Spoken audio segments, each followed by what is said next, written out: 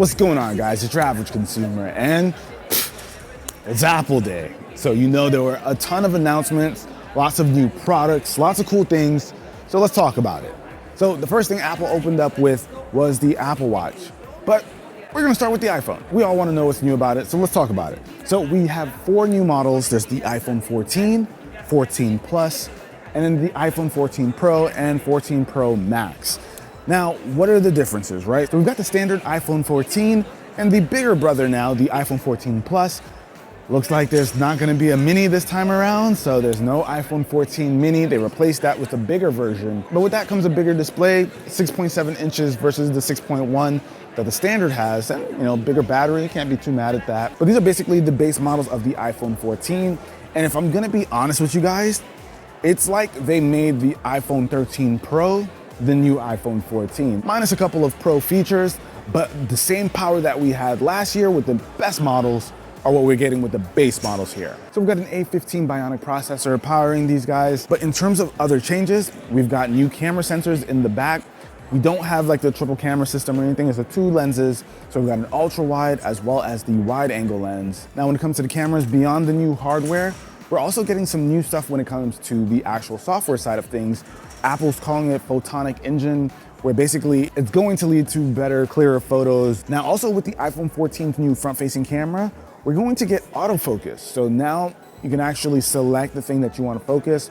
Before, that wasn't really an option. Now it's far more visible, being able to actually focus on something in your shot. So that's new. And of course, that's also coming to the Pro model as well. And these models are gonna come in 5 colors. We got Midnight, Starlight, a new blue, purple, and product red. And interestingly enough, the iPhone 14 Plus, Apple states has their best battery life ever. So if you're looking for something a little less expensive, but you want the most battery, that might be the one you want to look at. Now, Apple did add a couple of new features across multiple devices.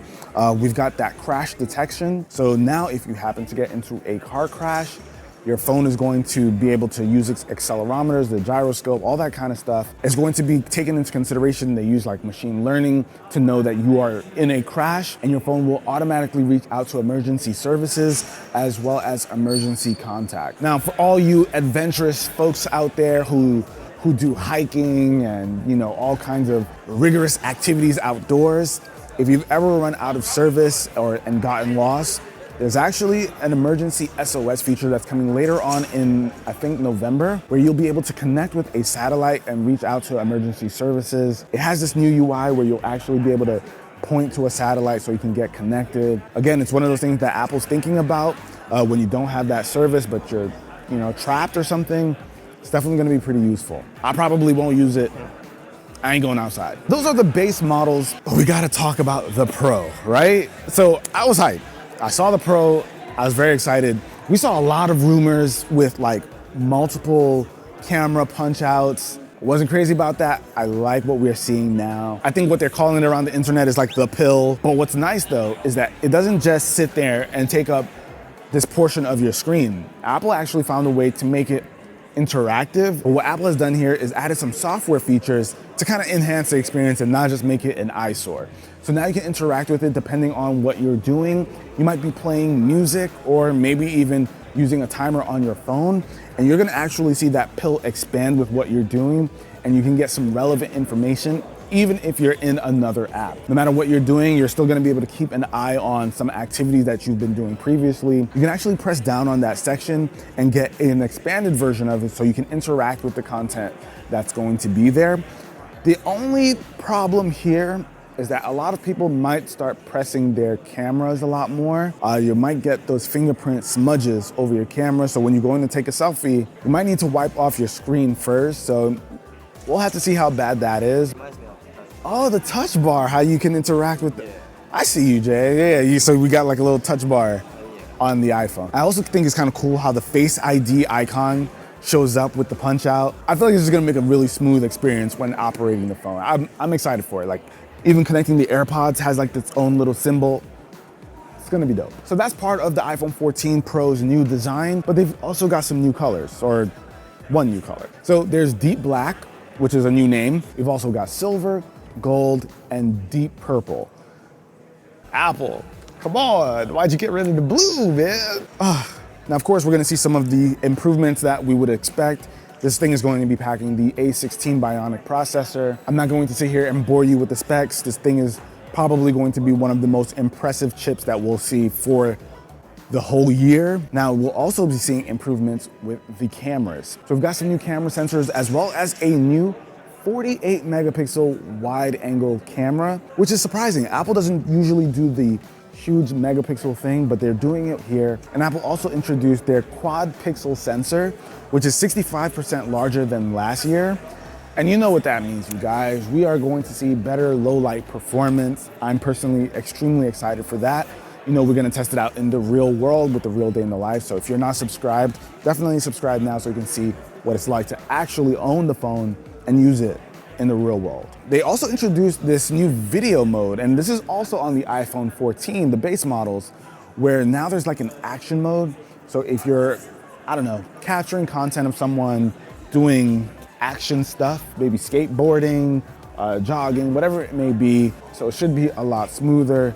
The standard video had really good stabilization on the iPhone for like a long time. But this is if you need like that extra step for action shots. Now, the last thing I'll mention about the cameras is I'm excited for the ultra wide. So it's a 12 megapixel shooter, but the ultra wide is supposed to have 3 times better low light performance, which has always been the ultra wide's weak point for most phones. So I'm genuinely interested in seeing how that performs. It's something I've been waiting on. There's also the 48 megapixel raw photos too. The cinematic mode has 4K 30 now. And you also have the ProRes. Okay, no more camera talk.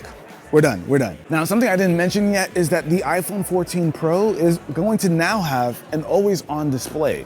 Now, the always-on display actually looks pretty cool because it's not gonna be an all-black screen.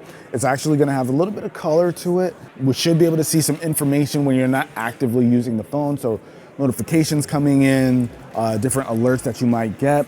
You'll be able to see it just by glancing over at your phone, something we've seen on other phones for a long time, and even on the Apple Watch, but now it's finally coming over to the iPhone 14 Pro. Now, it's going to be interesting to see what kind of impact it has on battery life. Now, because the Pro models have that ProMotion display, it's going to, I don't want to get nerdy here, but it's going to slow the phone screen down quite a bit, and it's also going to dim it. Got the OLED screen. Shouldn't be too bad, but we'll do some testing and figure it out. Now, something else with that display is that now it is quite a bit brighter. So the peak HDR brightness is 1600 nits, which is really bright, but I believe the peak outdoor brightness is 2000 nits. So if you're outside, you will not need to worry about seeing what's on your display. 2000 nits is absolutely insane. So I'm really curious because I'm about to have that thing on all the time. I'll get 4 minutes of battery life. I feel like Apple's catering a lot to outdoor activities. Apple trying to tell me to get in shape. I need to go out. I need to go outside now. I don't want to go outside. There's bugs. Now, something that the iPhone 14 Pro models, as well as the base models have, or don't have, are going to be a SIM tray. Now, I know that's going to be a little bit touchy for a lot of people. Some people like to take their phones and travel like internationally, pop in a SIM card. I don't know if eSIMs are an option everywhere, but I saw some people complaining already. I'm personally happy about it. I'm happy about it because I hate the process of like popping out the SIM, throwing it in there, moving it along to the new device. Aren't we always looking for the SIM ejector tool? It's a pain. So I'm glad to see it gone. But we are going to see what kind of impacts it has on international travel. So there are a lot of cool things coming to all 4 of the models of the new iPhones. I'm excited. I really like the idea of that dynamic island. But my only concern is how much it impacts the viewing experience for just like everyday content. Based on what we saw with the videos earlier, Jay, with our hands-on, shouldn't be an issue unless you really want to maximize the screen. At that point, it'll be pretty visible. Now, those weren't the only things that Apple announced. They also announced their new Apple Watch Series 8, Apple Watch SE, and the Apple Watch Ultra. Like, there's a completely new category to the Apple Watch, which I'm personally really excited about. So with the Series 8, we got some standard upgrades, nothing too crazy. The design is very much the same as the Series 7 over here. But with the Series 8, there are a couple of new features. So now there's gonna be a temperature sensor which can track your temperature at night. I think it tracks it as much as like every 5 seconds while you're sleeping. Now, why this is useful, it's actually gonna be pretty useful for a lot of women out there, especially if you are looking to conceive, reproduce, have a baby. All right, if you're trying to have a kid, this thing is going to definitely help out because it's going to help you track your ovulation. Now, this thing also has the crash detection that we talked about earlier. So let's say you don't even have your phone. If your watch can sense an impact from the front side of your car, it also uses the mics to hear crash sounds. It uses all of that to identify whether or not you've been in an accident. And then it can also call emergency services as well as your emergency contacts. It's going to also feature that same 18 hours of battery life. And if you go into this new low power mode, you're gonna be able to get 36 hours, basically doubling it. But you do lose a couple of features, but for the most part, all the important things are gonna still be there. So Apple Watch Series 8, not a huge upgrade compared to the Series 7, so don't need to worry too much if you already have a Series 7, but you might worry if you want that Apple Watch Ultra. So this is a completely new category made with the outdoors in mind. It is a lot more rugged. You can see that it's got a bigger frame. It's definitely a bit chunkier than the regular Series 7 or Series 8. You can submerge it far more than you can this. I think twice as much. It even has special underwater ratings that I've never heard of. So you can go scuba diving with this. It's actually a scuba diving computer, or what's the term that listen, scuba divers. You got a computer on your hand now. It tracks your depth, water temperature, all kinds of information that you just wouldn't be able to do with this guy because of how robust it is. Now, clearly it's a chunkier Apple Watch, but they've made some really nice design changes that I'm personally a fan of. So now it's got this really flat display, and it also has edge protection. The edges actually come up just a little bit to protect the screen. We kind of see that activity with phone cases where you've got that lip around the screen so that when you're placing it on a surface, you don't have to really worry about the screen getting messed up. It also comes with an extra speaker, and interestingly enough, with the outdoors in mind, that speaker can be used to play a siren. Apple's really trying to make sure people don't get lost out here. I mean, you can probably get lost on this campus, honestly. It's probably for the employees. Their employees probably get lost all the time. They need those features.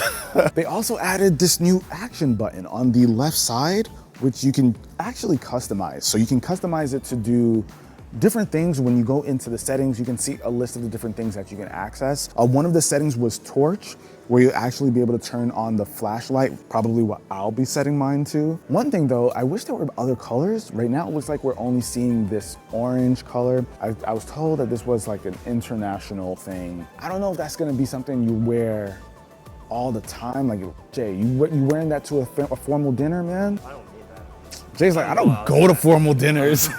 I don't go outside, I don't go to formal dinner. Fair enough. But it's got an interesting look to it. It's definitely meant for outdoors.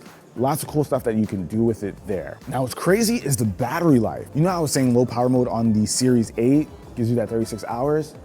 This thing gives you 36 hours right off the bat. And in the future, Apple talked about being able to eventually get to 60 hours of battery life. I'm not sure if that's like a low power mode or what, but 60 hours is going to be on the horizon at some point. Probably a special setting that you got to turn on, but that's pretty wild. Now, we didn't really talk about the right side of it, how it's got like that protruding edge. Now, what do you guys think? I'm not super crazy about the look, but it does have a larger digital crown, and you do get access to your side button over here. And if you are outside, this thing does have more precise GPS, as well as more compass features. So you can actually go on a hike and track your steps. So if for whatever reason you get lost and you need to backtrack, there's that setting in there so that you can just follow your footsteps. And as you're doing your travel, if there are certain points that you come across that you find to be important, there are additional waypoints that you can add to your compass. I think that's pretty cool. You can label them, select colors, all that kind of stuff. Pretty interesting for you hikers out there who I cannot relate with. Then you don't need the watch. I need the battery life, Jay. So the Apple Watch Ultra looks really cool. I'm pumped to get my hands on it. Now, another thing that I am super excited for, AirPods Pro 2, baby. So the AirPods Pro 2 are finally going to be coming. Expect all the videos. I'm definitely covering that. Now there aren't going to be a ton of changes with this. Looks pretty much the same, but audio supposedly enhanced. So we're gonna get better audio quality. There are now new touch controls, so you can actually just swipe up or down their capacitive touch. So those volume controls that we've all been asking for, very easy. And you still get the standard force controls, so you can play and pause, skip tracks, go back, all that good stuff. You still have access to all of that. Now, the case is where a lot of the cool stuff happens. With the case, you're now going to be able to precisely find the case with the Find My app, as well as let out a sound so you know exactly where it is. Something we've been needing for a long time. So you can now find individual earbuds as well as the case, or the earbuds inside of the case. Makes life a lot easier. There's also a little cutout for a lanyard if you want. If you don't want to throw it in your pocket, ladies might not have a pocket to put it in. You can throw a little lanyard on it. Some nice additions. You can even throw on emojis if you want to engrave it. But I'm really excited for the AirPods. But those are really the coolest things that came out from today's event. Lots of good stuff. What do you guys think? What is your absolute favorite? Let me know with the comment down below. And I'll catch you guys with a lot more coverage of all of the new Apple products in the next few days. Till then, it's your average consumer.